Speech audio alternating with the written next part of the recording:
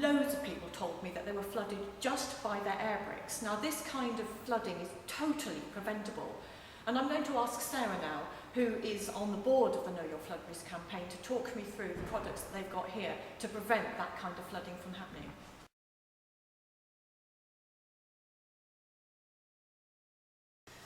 We have two products which will stop water ingress through air bricks. The first one is a fairly straightforward product. It's a cover, an air brick cover.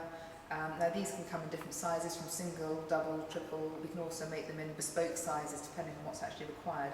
Essentially what you've got is you've got anchor bolts which actually stay in the existing air brick, so you don't have to have a cover or anything around the air brick.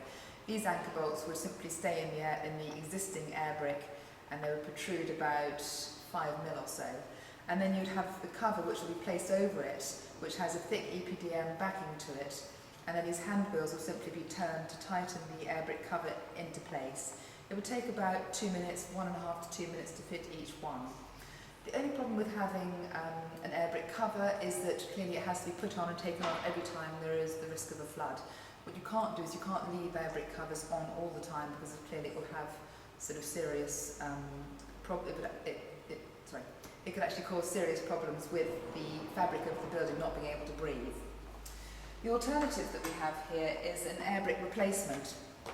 Now this is basically an intelligent system which would replace a standard air brick.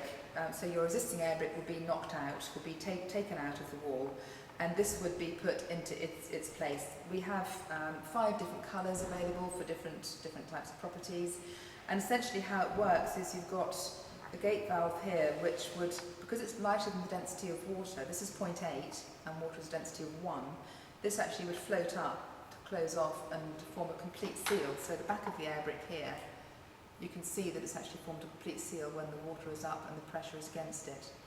And then what happens when the water recedes is it simply drops back down to its open position again, so you will then have the normal airflow that can go through the property when you don't have floodwater up against it.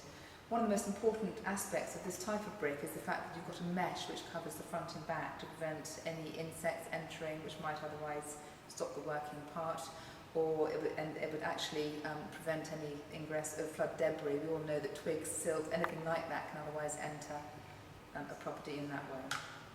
One of the things I like about this particular kind of intervention is the fact that if you get a flood warning and you've got to drive through flood waters to get home, they're self-closing, so you haven't got to be there, passive intervention. If you're on holiday, you haven't got to think, heavens, I can't, what about my air bricks? They close by themselves. So I always promote this kind of thing. Anything that doesn't involve us having to fix things on, the more the better as far as I'm concerned.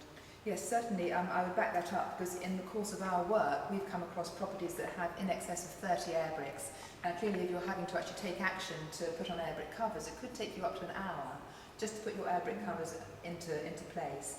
We all know that floods can sometimes happen very, very quickly, and people simply haven't got that sort of time.